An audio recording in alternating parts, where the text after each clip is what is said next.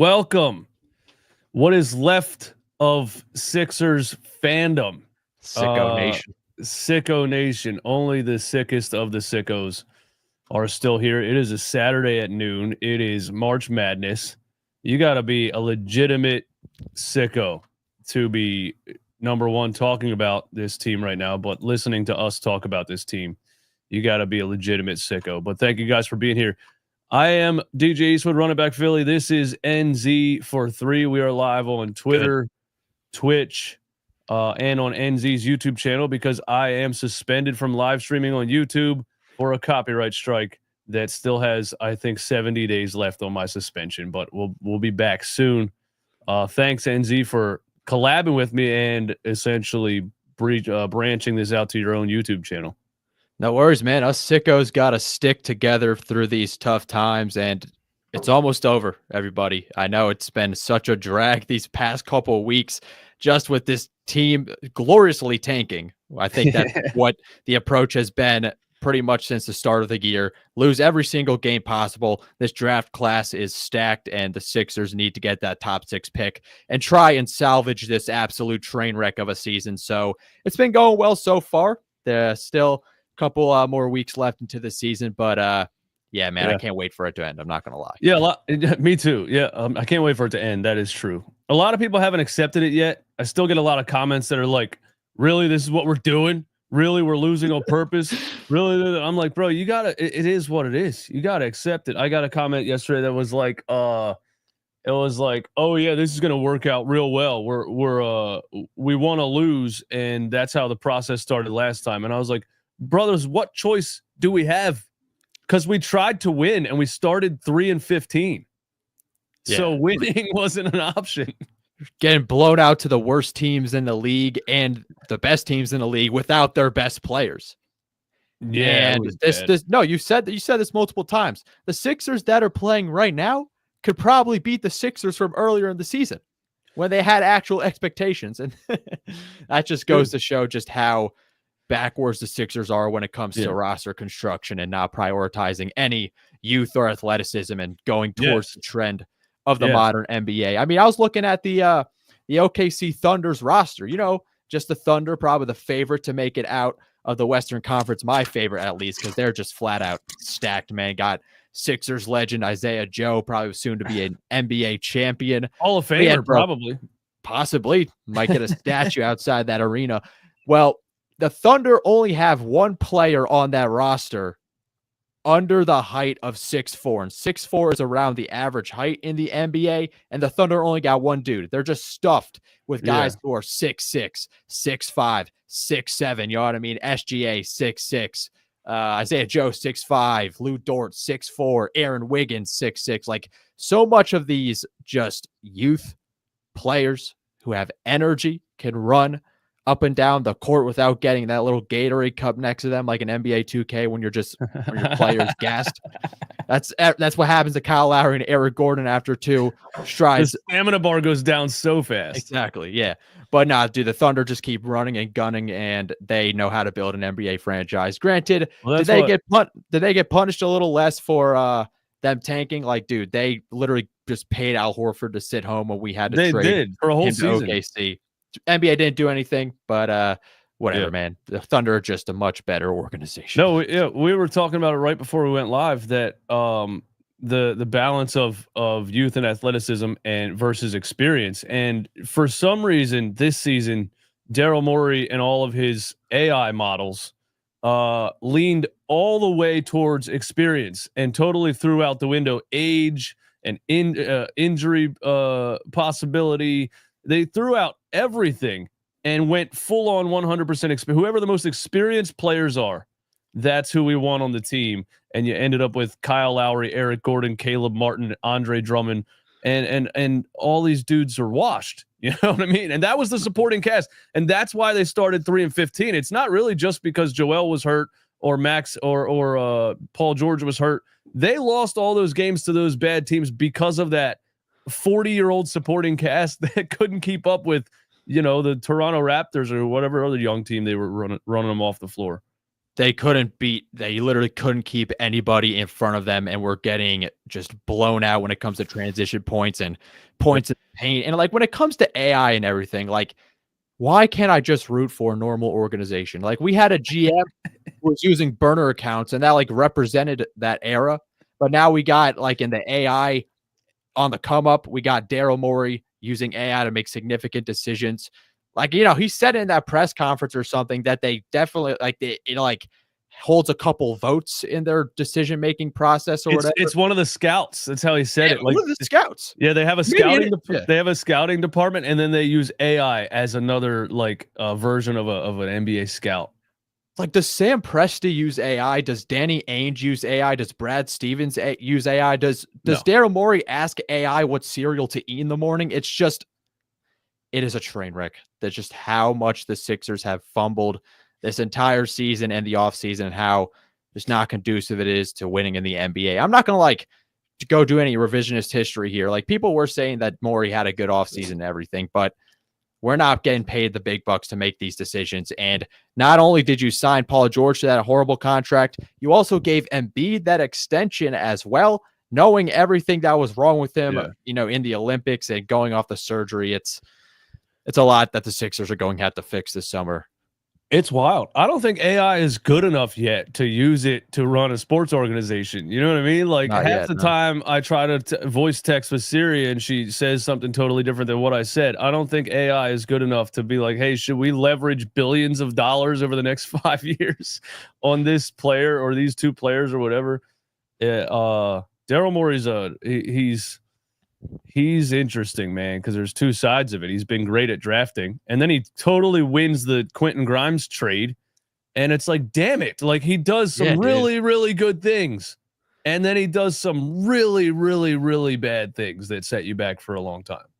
Yeah, I mean, like Morey, like as much as like Sixers fans like to bash on him, like he definitely knows basketball. Like you don't just get all these diamonds in the rough and make these great draft picks when it comes to Maxey, Jared McCain, Isaiah Joe, and like even like getting like undrafted guys like Justin Edwards. Edwards, Ricky Council's undrafted too. Yeah, Ricky Council as well. Like when I turned off that Thunder game when they got blown out, I immediately thought that Justin Edwards would be a guy who would be on the OKC Thunder, the exact type of player that the Thunder would find, just someone who they saw potential in and actually gave playing time to, because Isaiah Joe got waived, man, because Doc Rivers wouldn't play anybody below the age of 87. And now look where he is now. He's a significant contributor to a championship level team. And that's awesome, man, that he was able to get out of this organization, but who knows? But yeah, man, just the Sixers. Yeah, I think they've been having a problem too of hiring coaches and giving the coach partial decision making over the roster, and then there's like this battle between, because you don't draft a guy like Isaiah Joe and not play him at all. It doesn't make any sense. So clearly there was two different things going on there, which is probably why Doc Rivers got fired. Now it's interesting to see what happens, with Nick Nurse and Daryl Morey. But what we're going to do here is, one of the segments we're going to do is we're going to look at the worst free agent signings in Philadelphia 76ers history and the worst trades in 76ers history. And we're going to decide if the Paul George signing is the worst of all time. And really, when you think about it and you look at some of these, it might actually be the worst signing in 76ers history. But first, this is brought to you by Mando full body deodorant. Mando is a full body deodorant that comes in many forms and has 72-hour protection. You don't want to stink like the 76ers franchise. You got to get yourself some Mando. There's a full body deodorant. If you happen to be running around all weekend, no matter where you wake up, you're going to wake up smelling just as fresh as when you first put it on. Mando starter pack for new customers. It comes with a solid stick deodorant, cream tube deodorant, 2 free products of your choice, and free shipping. As a special offer for listeners, get $5 off your starter pack with the exclusive code SICKOS, SICKOS. That is about 40% off the Mando starter pack. Go to shopmando.com and use promo code SICKOS to get your starter kit, man. I really think the Mando's changing the deodorant game, and the 76ers need major changes also. Yeah, let's go right to it, man. I got two websites here. The one is the 8 worst signings in Philadelphia 76ers history. And then there is the 5 worst I believe, hold on, top 5 worst trades made in 76ers history. So are all these going to be in the last 10 years? No, these are of all time. I think one of the trades is a Wilt Chamberlain trade. So we're gonna have we're gonna have to attempt to give our opinion on things that happened way before we were ever around. Sure. Number 8 worst signing in 76ers history is our boy Tobias Harris. So this article is telling us that there's 7 worse signings than Tobias Harris. Yeah, what do you think? I think that should be probably, without even seeing the list, I think that should be higher. That should definitely be a lot higher. Look, Tobias, he's been decent this year. Pistons are an up and coming team, and he's going to be making the playoffs while the Sixers will be in Cancun, hoping they get that number 1 pick. But I mean, yeah, just with the way Tobias has just handicapped this team for years, I can't see this just being the number 8 worst signing in Sixers history. Given that, Tobias, he was an average role player, you know what I mean? Just a bit above average of a scorer, but really could not do anything else. Was soft on the rebounds, put up nice rebounding numbers, but when you actually watch the game, bro, barely boxed out at all. And he was just always an inconsistent floor spacer, and that's not the type of player that you need next to Joel Embiid. You need a guy who is ready to fire at a moment's notice. And Tobias did have his great seasons where he was decent from 3. His best season probably was in like 2021, where he almost had a 450, 40, 90 season, but it was just never enough. And the Sixers bench was always depleted, and he was never a serious third option. Like, you can't have Tobias Harris as your third option on a championship team. And that Knicks series, well, when he came back, speaking of his effort and rebounding, like, what is it about playing for the Sixers that guys just suck? Because when he came back and played the Sixers his first time back as a Detroit Piston, I'm pretty sure he had 15 rebounds. yeah. I just don't get it. Like, they just ball watch every single time. Like, they just expect somebody else to get the ball, and then they just get destroyed on the offensive glass. But like with Tobias, just with his utility, you know what I mean? As a defender, dude, they were just sticking him in or at least on offense, they were just sticking him in the corner. He wasn't doing anything. And in that Knicks series, it really showed, bro. Like, he just ghosted, especially in game 6, scoring 0 points. And that's the kind of thing that we never really had in Philly. Guys who would really play up to the spotlight against these physical teams like the Knicks, like the Raptors all the way back. These guys would just kind of shrink and not really respond and sort of play against what they're best at. And you saw that in the Knicks series, man. Tobias was airballing fadeaways. I think wide open layups. It was disgusting. I think Tobias Harris is my number 1 on this list. Even when I think about the Paul George signing, and I think Tobias Harris is the worst signing in 76ers history because it was 6 years of Joel Embiid's prime. Exactly. You know what I mean? Say that, man. And the contract held the team back from signing mid to high level role players. Like the Knicks series that they lost, DiVincenzo, Josh Hart, and OG Anunoby, all 3 combined did not make the money that Tobias Harris made that year. And he had 0 points in his game 6. Bro, Kelly Oubre Jr. was about to be exiled from the NBA. Then Morey signs him to a 1-year deal, and he had a much more significant impact on the Sixers than Tobias, just because he had so much more energy and was a lot less passive. Sometimes people would say that that's to Kelly's detriment, but still, he actually wasn't scared of the moment, and he was pretty decent in the Knicks series shooting wise, where you expect like him kind of as more like a shot chucker or whatever, his numbers to decrease in the postseason. But nah, man, he had some great games against the Knicks and was playing some decent defense as Kelly well. Kelly Oubre turned into like a decent shooter with Joel Embiid on the floor. I mean, it's amazing how good Joel Embiid makes everyone else when he's healthy, because you got a double, triple team him every play. Kelly Oubre, that one season, it was like, what do you mean he's a 20% shooter? He looks like a 40% shooter to me. And then this year, Joel Embiid's out the whole year. Kelly Oubre's back to being Kelly Oubre. So yeah, that is a wild. The Joel Embiid effect is real. For sure. But yeah, the Tobias Harris contract being what it was, and they couldn't trade him because his value was not even close to that contract. So they sat on him for 6 years, and it sucks that it was honestly 6 years of Joel Embiid's prime where you could have put a stronger supporting cast around him, but you had Tobias Harris that entire time. Wonder what's next on this list. That was number 8. What do we got to hit next? Number 7, Jared Bayless. Jared Bayless.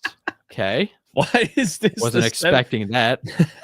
Yo, dude, do you remember when, there was that that one reporter or something that we thought was paid off by Tobias Harris? Like, it was earlier this offseason, something happened when he signed with the Pistons, and then this reporter is like talking crap about the Keith Sixers Pompey. or whatever. That was Keith Pompey? Yeah, Keith Pompey. Oh, no. You're talking dude, it had about, to be a different one. No, you're talking about the dude from Clutch Points or Was I forget his name.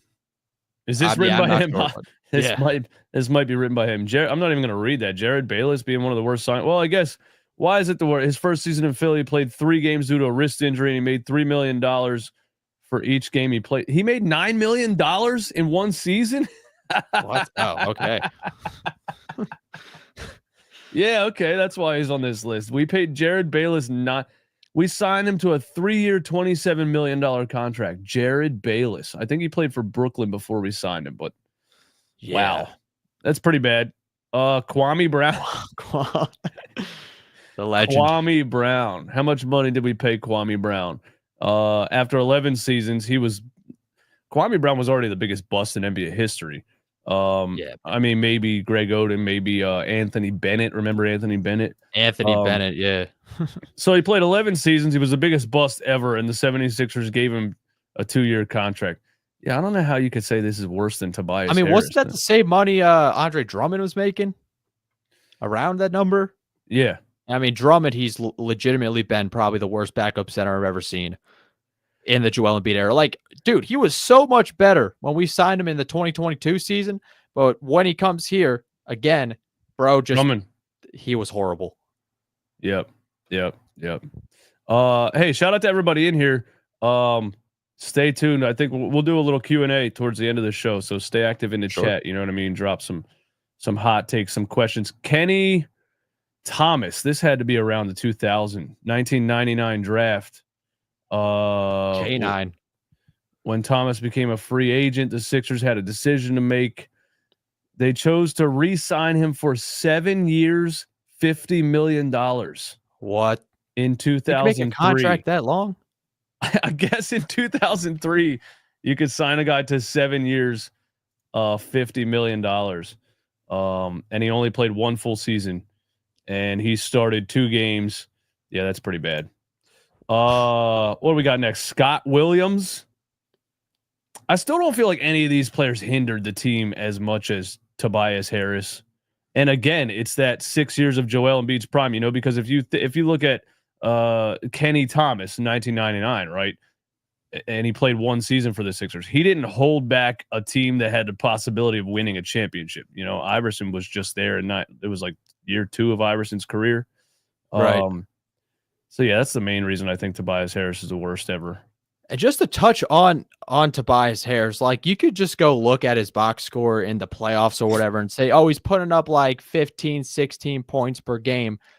But bro, if you would really watch him, what did he actually do? I feel like teams just sagged off of him the entire time just to give Joel Embiid hell. And all of these games, like, dude, the 2023 series against the Boston Celtics, Tobias Harris, I think in one of the elimination games, dude, in game 6, he had like 3 points.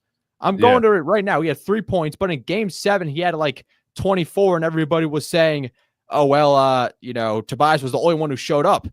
But bro, they were giving Joel Embiid and James Harden the maximum amount of, defensive pressure because they were okay with Tobias Harris putting up his 17 points because they knew it really wasn't going to impact anything in the long run. But as long as they shut down Embiid, everything went downhill for the Sixers, and Tobias just could not make it wide open three. That's really how it always was, man. When you think about Embiid's career, I know a lot of people like to talk about he never got it done and he never steps up in the big moments and he's not a leader and all these things about his personality. And I'm not saying those things aren't true. I've definitely seen signs of him being like a kind of a mopey crybaby on the court at times, and yeah, for sure, not much of a leader personality wise. But when you think about the rosters around him, he never had another star in their prime that could take the ball and do something in the fourth quarter of a playoff game when he was getting triple teamed on the block. You know what I mean? That's all he ever needed. James Harden kind of, but James Harden was past his prime. But even James Harden past his prime was, I feel like, the only star player Joel Embiid ever had that could take the ball in the fourth quarter and get something done. And he did for 2 games out of 7. And the other 4 games, he, was the worst player on the court. So yeah, that's definitely interesting. I mean, just to play devil's advocate a little bit, those 2 games where Harden went bonkers, that was game 1 and game 4.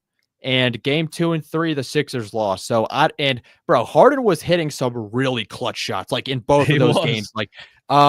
Dude, the one in game was one 4, of them without Embiid? Was one of them without Embiid? The game 1 was that without in Embiid. Boston? Yeah, in Boston. That's huge. And then game 3 I think was it like game 4 or something in Philly? He hit that nasty 3 in the corner when he was leaning. Or if you remember that, when Embiid got to him, he hit that 3 and the Sixers took the lead and ended up winning the game. So the Sixers actually could have gotten swept in that series if Harden didn't go bonkers. But yeah, definitely, I think you make a good point when it comes to his motivation and whether he got that max contract, he would have not have taken his body as seriously as he seemed to have had in LA. Mm-hmm. But dude, I still think on any given day, I'm taking a quote unquote declining James Harden over what Paul George is giving you, because James Harden, as much as we like to 100%. Rip on his attitude sometimes, he is the best passer I've ever seen. And there is nothing better to put next to a big man that doesn't really move the ball well. Embiid has improved significantly as a playmaker, but having one of the best point guards of this generation, and then you got Tyrese Maxey, one of the best off-ball players. Harden made Maxey play the most efficient ball of his career. He did, and I think people would say he would have minimized Maxey's development or anything. I don't really think so. I think Harden would have realized, because look what he's doing with Norman Powell. Norman Powell's averaging like 24 points per game, having a career year. Yeah, with James Harden over there swinging him the rock. So I still proudly wear my James Harden jersey at games. No, I only went to one game, but I've said lots of times that he is the best passer I've personally ever seen. I think it just looks so easy to him. And when he was like in good shape or looked like he was at least well rested, he was unbelievable, especially right when he got to Philly. And I got so annoyed with the way that he did things, and you could tell the difference. You could just tell a night and day difference of games where he was prepared and games where he was in the club until 5 a.m. And then you would see videos and pictures on Twitter and everything of him popping bottles and all this. I was like, this guy doesn't give a shit, and it pissed me off. And yeah, I think he got pushed to, like, when he went to the Clippers, he had to have a meeting with himself. You know what I mean? Is this going to be the end of my career, or am I going to get my ass in shape this offseason and work towards the next, playing another 3 or 4 years in the NBA at a high level? And he said in an interview that he's been taking his sleep schedule more seriously. And it's crazy. I was saying that the whole season. I'm like, I can tell, because I'm in my mid-30s. I know when I'm hungover and tired, bro, I can't do anything. You know what I mean? I could tell when that dude was hungover and tired versus when he was well rested. And now he signs with the Clippers, takes his sleep schedule and his diet seriously, and he has the Clippers playing some damn good basketball. For sure, it is what it is. They did. Players leave Philly and just do better things, man. I mean, both Jimmy Butler and James Harden. And we kept Tobias Harris around and only signed podcast Tobias Harris. It's a disaster, bro. Tobias Harris with a podcast. All right, I think Horford's in my top 3 worst signings of all time. He's number 3 on this list. Elton Brand took over, and you had all the cap space and all the draft picks that Sam Hinkie stacked, and you could have put any team around Joel Embiid. And I don't know if it was. I still kind of believe that Elton Brand was the scapegoat for ownership. I think a lot of it was owners. There was like 5 owners at the time that rumored to have their hands in certain things, and then they all sold their stake or disappeared, left, and stepped down. Scott O'Neill and the guy that throws the weird celebrity parties, Michael Rubin. Yeah, all those weirdos. I think some of those guys were in control of the roster, and they shouldn't have been. But anyway, you could have built the perfect team around Joel Embiid. You had all the assets, all the draft picks, all this cap space, and they said, let's put another center next to him and do Twin Tower 1995 Tim Duncan, David Robinson. Just unbelievable decision making. And they forgot Ben Simmons and Tobias Harris were on the team. Yeah, you got a point guard that won't shoot. You got a wing that kind of won't shoot. He shot like 3 threes a game. Yeah, really. Then you got 2 centers, and the only guard on the floor was Josh Richardson. And our guy, Trey Burke. And Trey Burke, who Brett Brown wouldn't even play. Every time he went out there, he looked like Allen Iverson mini. I was calling him Walmart Allen Iverson. And the reason he looked like that is because he was the only fucking guard on the whole team. Well, and then you had Raul Neto, though, too. Brett Brown's long-lost son, who he played for some reason, consistent minutes. Yeah, dude, that was probably – I did not think that the 2020 Sixers season could be topped with just how hopeless the fan base would feel. But this season, I think it might be worse. I don't know. Because my initial thoughts about the Horford signing, like in retrospect, yeah, it definitely sucked a lot. But the Sixers were able to at least move on relatively quickly after that season. But it required a new GM. And that's what's going to have to happen. That's what's going to have to happen. That's what's going to have to happen with the Paul George thing. It can't be the same GM. It has to be a new GM coming in and fixing some things. Yeah, no, for sure. And then, that top 6 pick that we hope falls into the Sixers' hands on my birthday, May 12th. That's when the draft lottery is. And also on May 12th, my birthday that's when Kawhi Leonard hit that shot. So I don't know if the Sixers are going to have much luck on that day. Your birthday's on the draft lottery? Yeah, May 12th, man. Dude, so that's amazing. Or it won't be if we get number 7. But if we end up getting Cooper Flag, that would be fantastic. Probably one of my best birthday gifts. You know what? There's probably going to be another lottery party. Rights to Ricky Sanchez lottery party. They scheduled it. They did? Yeah, they already scheduled it, man. So there's going to be a lottery party at but you're not 21. You can't get in. Gosh darn it. I mean, it's not like I was really going to it's not like I really felt like driving into Philly on my birthday anyway, but like with the Horford situation, man, I think it kind of depends. Like if the Sixers are able to get their top 6 pick, because thank goodness that pick was protected in the if it's within the top 6, we get it back, obviously. But if it doesn't, it falls out because we had to attach that to the Horford deal. It's going to be a lot worse in retrospect. But if we end up getting that pick, I'd be fine with the Horford signing. He never worked out here anyway. It didn't really make sense. And now he's an NBA champion, and we have to deal with that for the rest of our lives. Matt Geiger. I remember Matt Geiger being on the Sixers during the Iverson era. I don't remember too much about him. He never made more than $1.6 million. Sixers gave him a 6-year, $51 million contract. Was it Billy King or something, like the GM? Like, what's going on, man? Like, yeah, he's rated as one of the worst ever. I cannot think, imagine that. He also there was a Tracy McGrady trade early in the Iverson career that was apparently on the table. Dude, I heard of that. That he failed to pull off. What's even crazier is I think he was responsible. He was the executive for the Nets, I think, when they made that trade, when they stacked up Kevin Garnett and Paul Pierce to the Celtics for they got them for all those picks. They gave away all those picks that turned into Jason Tatum and Jaylen Brown. That was Billy King? Yeah, dude, he was the executive that season. Oh my God. That set them back for 10 years. Yeah, the Celtics came off of that Isaiah Thomas MVP runner-up MVP season. They were in the Eastern Conference Finals with Isaiah Thomas, and they had the number 1 pick in the draft because of Billy King. Yep. Yeah, at least we got incredible. At least the Sixers got a brain dead GM to fleece, since Nico Harrison apparently is selling off all his best players, and we were able to get Quentin Grimes, man, who's flat out better than Paul George. I mean, think about it. The Mavericks fumbled Jalen Brunson, Luka Doncic, and possibly Quentin Grimes. I mean, that is like a textbook way to implode your franchise, and he's got to be fired. Matt Geiger, career high 13.5 points.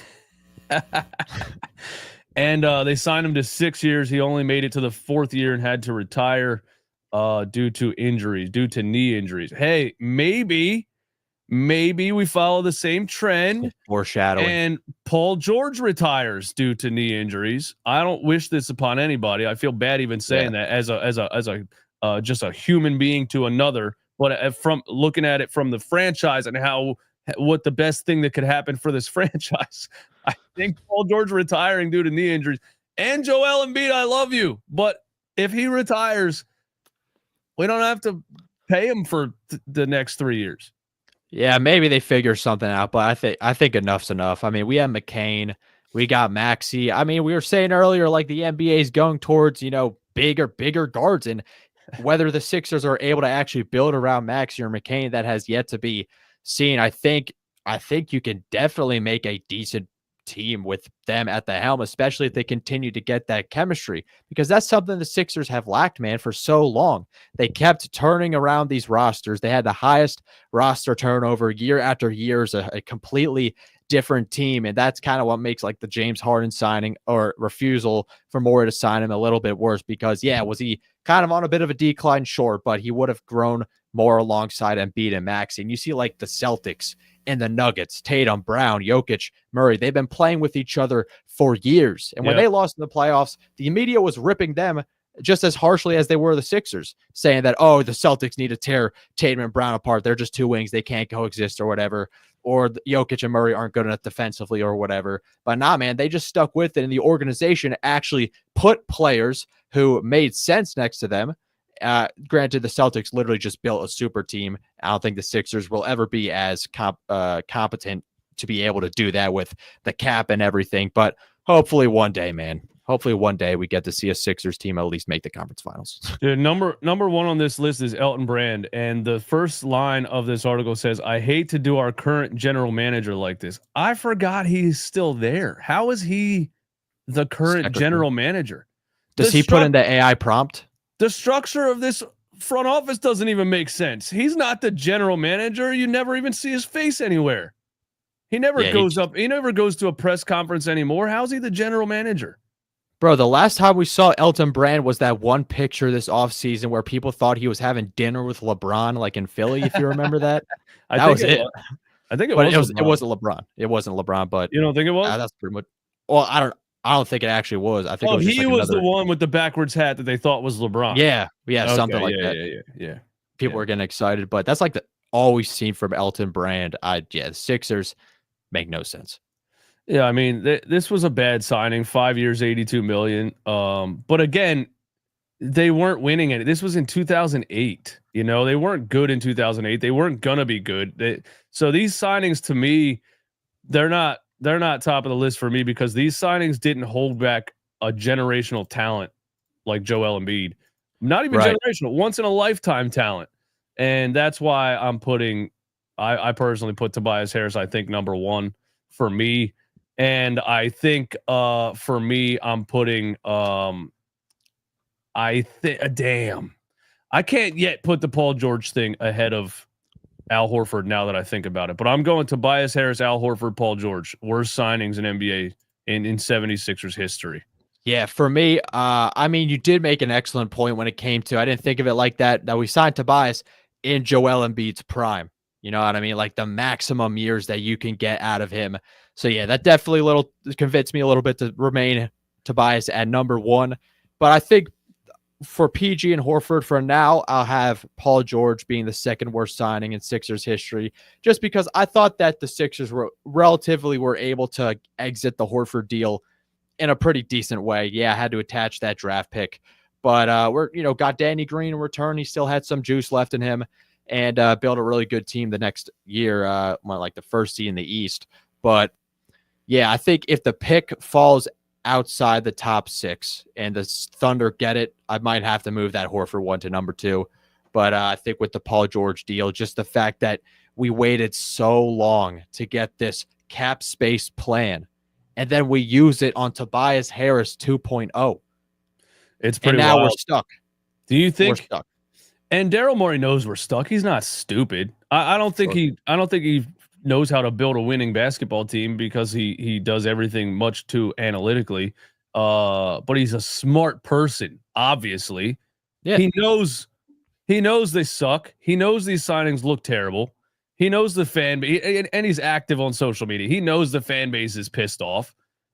What do you think he's thinking like about this upcoming season? Do you think he's like, oh shit, we really gotta make a drastic move, or do you think he's like, fans are stupid, I don't care what they say? Because he seems to have that attitude too. You know what I mean? Fans Crumble are idiots. cookie.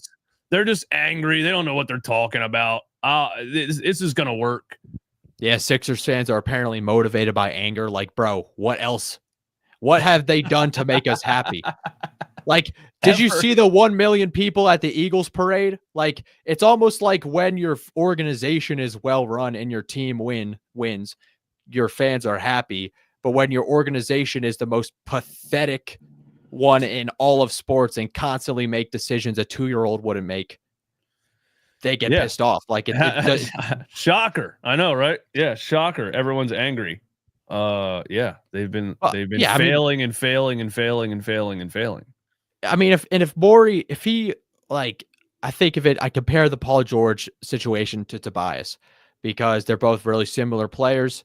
And I mean, we literally said that Paul George was the Michael Jordan of Tobias Harris's, but literally put them side by side in the year 2025. I think you could give an argument that Tobias Harris is actually better than Paul George, just slightly. And the bar for Paul George wasn't even that high, bro. We just wanted him to be better than Tobias Harris. And you can make an argument that Tobias has been better. And that's just another thing about the Sixers. Just whoever puts on a Sixers uniform just ends up sucking. I mean, that happened to Caleb Martin, who, I mean, like the Caleb Martin signing, I never really I checked it on my phone at work and I was like, all right, cool. I didn't kind of expect that because we already had Kelly Oubre and they're sort of similar players, like streaky shooters, athletic and all of that. But if they were like going to move off from Kelly, and I mean, Caleb Martin, he has shown what he could do in the playoffs against the Boston Celtics, like on Christmas Day.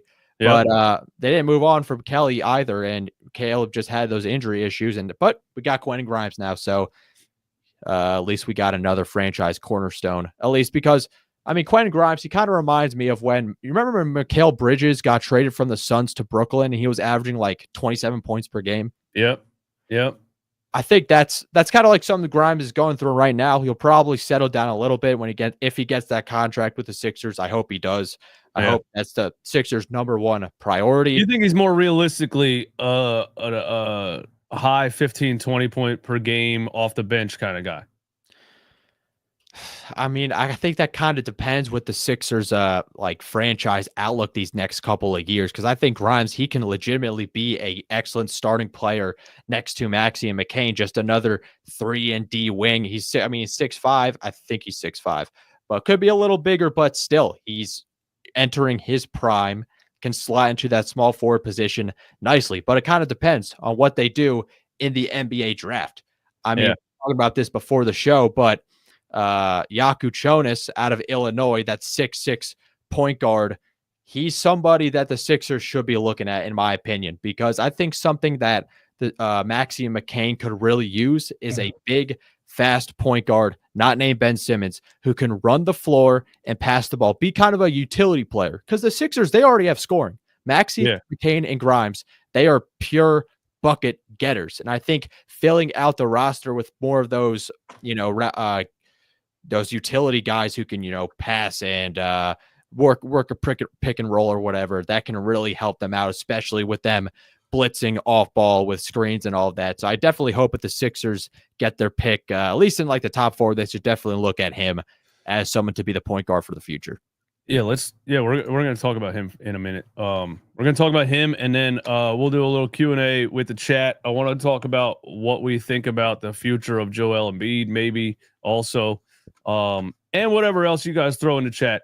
This episode of Run It Back Philly is brought to you by Game Time Ticket App. And right now on Game Time Ticket App, here you go, Monday, Sixers versus Pelicans. Look at the price. $1. $1 freaking dollar. You can sit on the floor for $220. I don't think there's courtside seats available because when a courtside seat pops up and I can sit courtside for $200, I'm going there. Because I'm going to make a statement and I'm probably going to get kicked out because I'm going to wear a Sell the Team t-shirt. So look out for that. But right now on Game Time, you can get 20% off your ticket purchase by using promo code CLNS. Game Time takes the fluff out of buying tickets. They tell you the best deals. You don't have to search all through Facebook Marketplace and wherever else to try to find tickets, or your friend's cousin that has season tickets or whatever. They're all right here. They tell you the best deal. They tell you the cheapest ticket overall.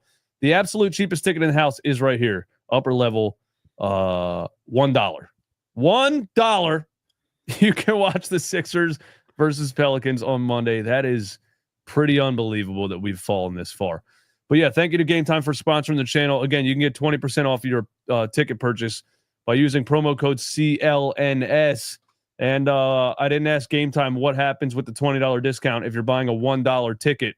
But go ahead to gametime.co, use promo code CLNS to get $20 off your ticket purchase. And yeah, Sixers tickets are $1 freaking dollar right now. That is pretty crazy. Oh yeah, I was going to share tankathon.com because there's a mock on here. Share screen. There's a mock that shows all of the potential draft picks: Cooper Flag, Dylan Harper, Ace Bailey. The guy you're talking about is Kasparas Yakachunas. Yeah, Yakuchonis. That's at least what the play-by-play commentators pronounced it on the highlights I watched.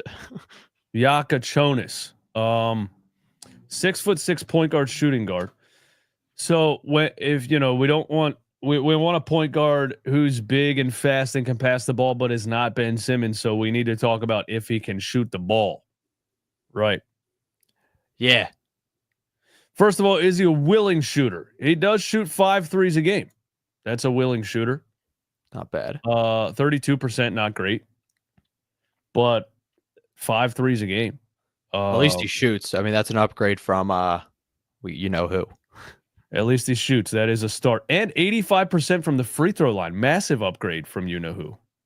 Exactly, man. I mean, I was kind of comparing him to a kind of Josh Giddey type, you know what I mean? Who just likes to run the floor and pass. He is a very streaky shooter, but I'm not necessarily looking at him to become a scorer immediately, especially when you got Maxi McCain handling the rock. I just think that he's someone who can really just set the pace, because what I want the Sixers to do is I want them to jack so much threes, because I know everybody doesn't like, the amount of 3-point shots being taken in the NBA. And yeah, it can definitely get boring, especially with the Boston Celtics. But the Boston Celtics literally won an NBA championship because they moved more, they leaned heavily into floor spacing, 5 out, shooting threes pretty much darn near every possession. And I think McCain, he's shown a lot more of having an offensive bag than we thought, like a nice pull up, very physical as well, man. That's a really underrated part of his game, just with how physical he can get going down the rack, definitely to the rack. But yeah, I just want the Sixers to completely clean house when it comes to their offensive scheme. Just become I think I'm going I think if they can't get, for me perfectly, the perfect answer obviously is Cooper Flag. The second perfect answer for me is Ace Bailey. Ace Bailey, yeah. If I can't get those two and we land at 4 or 5, I think I'm trading down, man. I think maybe I'm trading down. Yeah, I think I'm going a top 10 pick center probably, or a stretch 4. A 6, 8, 9, 10 guy who can rebound and catch and shoot. I wouldn't mind that either. To pair next to a Dembona for the future, maybe. For sure. I just think that I'm prioritizing more of a facilitating point guard, because I don't think that is really what Maxey and McCain are the best at. You know what I mean? They're just flat out bucket getters, and putting all that playmaking pressure on them, I think that's kind of reducing their skill set and not maximizing Yeah, that's true. their potential as scorers. I mean, Maxey, Yeah, that's he's true. shown that he can have. Maxey McCain are both decent passers, and he was like averaging like near 7 assists this season, but he's not really like a kind of pass first type of guy. Like, No. I'm not saying he's ever going to become James Harden or anything, but I think just having that really good passer, whether it's a Drew Holiday or Derek White, the Celtics have both of them. I mean, Quentin Grimes, man, he's been getting comparisons. Point guard, yeah. Derek White, yeah. Defensive facilitating point guard is something I've wanted on this team for a while. But that power forward, man, stretch forward who could also rebound as well. That's definitely my number 2 priority. And I think when it comes to trading down, that definitely makes sense. I will be picking Yaku Chonis if I was the GM or in my 2K25 GM simulations. But I think it just kind of depends on who you trade down for. I think back to comparing Maxey and McCain. I think McCain is much more of has much more point guard tendencies. He runs a pick and roll a lot better, and he seems like just a higher IQ player with the ball in his hands, whereas Max is just bucket. Let me score, and which he's great at. Which I don't think we have to try to make him something he's not. I think he's a flat out bucket getter, and we should put him in every situation possible to just be a scorer and playmaker second. I think McCain is a much better playmaker and ball handler, floor general type than Maxey. But I think Jared McCain is also so good at scoring that, even though he can, maybe you don't want him to be running point because then you're limiting him offensively for what, because we've seen shades of like Steph Curry from that kid in just a couple of games where, like running baseline, popping out the corner, getting the ball, kicking it out, getting it back, catch and shoot 3, like just running and catching and shooting and scoring on all 3 levels. So maybe a bigger, more defensive facilitating point guard would make sense. But then you're looking at Maxey, McCain, and Grimes plus. I was going to say that's a very small lineup. What I got to say about that is this might sound a little crazy, but would you think it's crazy to have McCain maybe be the 6th man? I mean, James Harden, he turned out pretty well, and he was a 6th man his first couple of years in the league, and I don't think that's really a nuts thing to say, just to have McCain come off the bench. I mean, he could play a lot of minutes too. But I got another question for you, man. You watched Allen Iverson's rookie year, right? Yep. Yeah. I always want to know this. So from what you've seen out of McCain, were you more impressed with McCain's rookie season in like the sample size than you were with AI at the time? If you could even go back that far. No. Really? Allen Iverson is the fastest player I've ever seen play basketball, and it's not even close. And I haven't seen anybody as quick since. His quickness was mind-boggling, dude. It was nobody could even come close to guarding him one-on-one. It was unbelievable quickness. It's why it was why it was a consensus unanimous number 1 pick in the draft at only 5'11". He was lightning quick. It was unbelievable. But I think McCain is number 2, maybe in most impressive, like shockingly impressive. Yeah. You know what I mean? I think he's up there because I didn't expect it at all from him. Allen Iverson was known as this guy, nobody can guard him. He's in college, high school, and everybody knew he's going to come in the NBA and he's going to be very difficult to guard because he's just lightning fast with the ball in his hands. McCain was totally unexpected. I didn't know anything about him really. And I knew he could score. I knew he was a good, efficient scorer on the college level, but I didn't know it would translate to the NBA immediately. So right, yeah. I mean, AI had hops too. Like, dude, that one highlight, I don't know if you remember this, but someone missed a shot, then AI just leaps all the way up, bro, head above the rim, slams it. He was just such a freak athlete. But I mean, I brought that up because with McCain, like, we really I think he had like the most stretches with like 20+ point games for a rookie ever. I think AI did actually have a 50-point game in his rookie season. But dude, just with how smooth McCain's game was and how much he already looked like a veteran player with his IQ and everything, that really stood out to me. His composure, his confidence, and his composure were unbelievable, off the charts. There's no like nervousness at all with that guy. It's like he knew I'm the best player on the floor right now. Like, you know how crazy it is to have that level of confidence as a rookie? For sure. Yeah. Yeah, you asked me something else before that. I forget. I think that was it. Do we think like I'm so I don't know what to I don't know. I still can't. What are we going to Until- talk about Embiid's future? Yeah, and Paul George, like, it just none of it really makes any sense. We can't really talk about the next season or anything until something happens, I guess, around the end of the season or July, because like the Joel Embiid Paul George thing is just going to have us in limbo, because it seems like some people still think they're going to come back next season, and when they're healthy, it's all going to look like it was supposed to look. And I'm like, is that really what we're going to try to do? That sounds insane to me. I mean, the Joel Embiid I saw this season was not the Joel Embiid I was used to, man. He did not look like the guy we thought he was during his entire prime. He did not look. He literally couldn't move. Like, what else can I say about that? He could not move on the basketball court. I have no idea what's going on with him. We don't have any updates. And I mean, we should kind of expect that, because the Sixers love to just hide everything when it comes to what's going on in the inner workings of their organization. So I don't know if Embiid's like getting that other surgery or something, and whether he will be good to go, or whether they're discussing like possibly a medical retirement.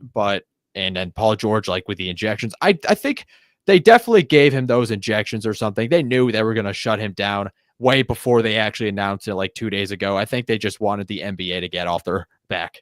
Yeah, probably. Yeah. Yeah, Joel Embiid, it's interesting because if so the thing came out, like, there's basically probably two options. Like, every sports doctor that makes a video or a tweet about it, everybody basically said there's basically two options. He can get some kind of procedure where they take a piece of bone from his hip and strengthen the knee joint with it, which sounds insane, or try to find a donor and have a meniscus transplant, which also sounds insane, because Lonzo Ball did that, right? Yeah, and he was out of the league for 2 entire seasons, trying to get that right.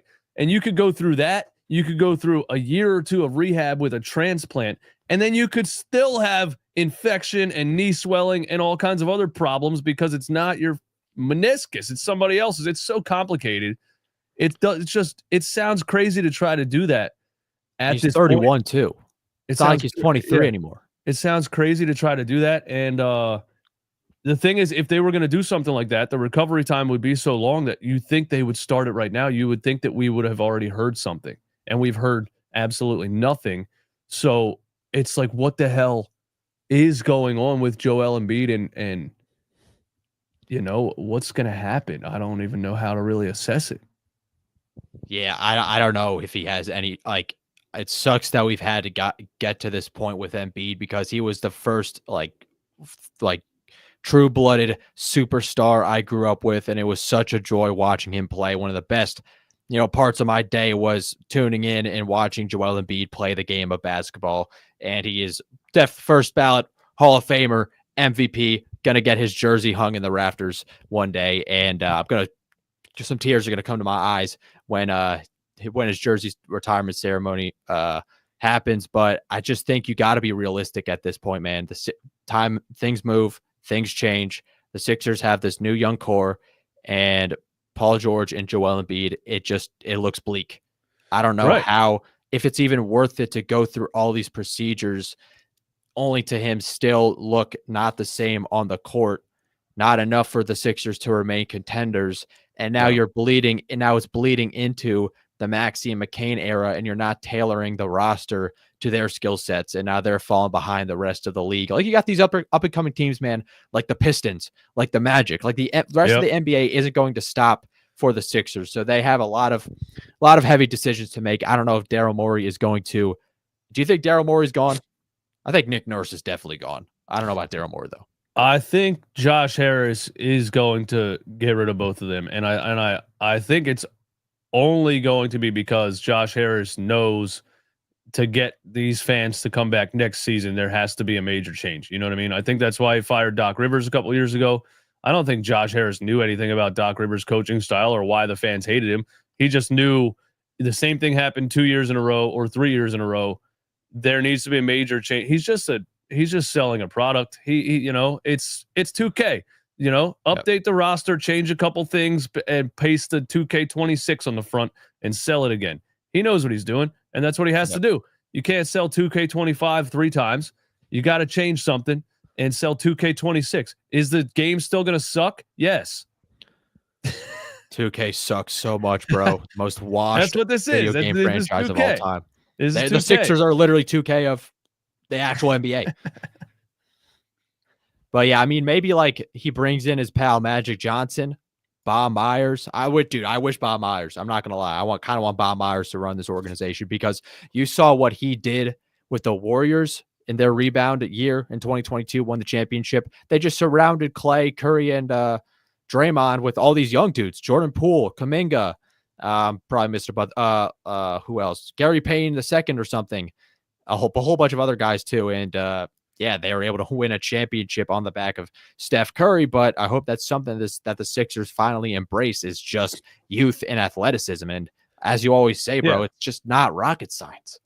Yeah, people don't want to give Bob Myers all the credit because he didn't draft those guys. But as far as the depth on those teams and how good defensively they were, and that bench, that 2016 bench had like Sean Livingston and Leandro Barbosa, and there were so many good players. Iguodala. That was all Bob Myers putting together that depth on that team. Even like JaVale McGee too. Like those guys were solid NBA role players.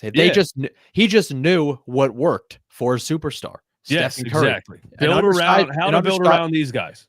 An undersized guard. So what do? Just shove him alongside a bunch of 6'6" players who are freak athletes. And like, yeah, I mean, you're not going to, they don't just come around, you can't just, pick one off the street or something, but there are ways you could just navigate with trades and free agency and the NBA draft. And the Warriors, they really knew what they were doing. And I think Bob Myers did have a lot of influence on that. And yeah, Maxey McCain, they're both undersized guards too. And he knows how to work with them. So I think if he comes to Philly, work out. CK says, what is the craziest thing you see happening this offseason? Could they get rid of Nurse, Morey, Paul George, and Embiid? I think, honestly, dude, I think so. I really do. And I think it's because, again, your job as an owner is to get this fan base excited to come back to the arena. This fan base is so far from excited to come back to this arena right now. They want nothing to do with this. They feel allergic to the 76ers arena. They don't want to go anywhere near it. And across, I would say 98% of the fan base, they're screaming clean house. They're screaming, stop it. It's over with. Clean house. Basically, any Sixers fan I talk to out in the real world says they need to clean house. It seems like the general opinion. And if you want to get the fan base excited to come back, you're going to have to completely clean house and start over. You're going to have to get, hey, we cleaned house. We don't know what's going to happen, but you're not going to see the same bullshit you watched for the last 2 years. It's something brand new and different. Please come back, I guess. I feel like that has to happen. I love a complete reset, to be 100% honest. I think enough is enough. We tried with Joel Embiid. The organization has failed Joel Embiid. Joel Embiid's body has failed him. Does that make him 100% absolved from his playoff failures? No, but the Sixers did not do a good enough job building around him. I mean, they signed Tobias Harris to a max contract, for Pete's sake. I knew they were kind of pressured too with everything going on with like Ben Simmons and Brett Brown and Jimmy Butler especially, but they had it, man. They had the formula. They had the assets to build a truly good team around Joel Embiid, but it just never played out. It never played out, and I think enough is enough. You have this young core, and it's time to move forward. I think Joel could be taking steps toward possibly requesting a trade.